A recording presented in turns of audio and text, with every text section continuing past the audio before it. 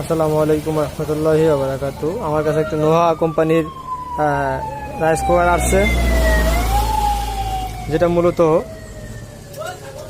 এখানে যে ইন্ডিকেটর আছে, ইন্ডিকেটরের যে তারগুলো দেখতেছেন এগুলো নতুন লাগানো হয়েছে।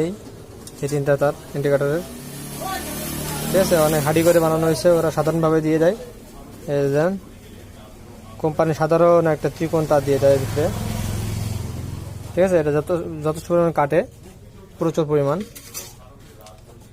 আর আরও কাজ করতে হবে, এইসবগুলো সব চেঞ্জ করে দেবো। দেখেন সকেট টকেটগুলো চেঞ্জ করে দিচ্ছি, ঠিক আছে। নতুন করে ওয়ারিং হবে, আশা করি ইনশাল্লাহ অনেক সুন্দর চলবে। এই যে ম্যাগনেটটা বদলে দিব আমি, ঠিক আছে। কয়েলের দুই মাথা ঝালাই দিয়ে এবার লুপ বাড়ি করে নেব, কারণ এটা এগুলো নর্মাল হয়ে গেছে।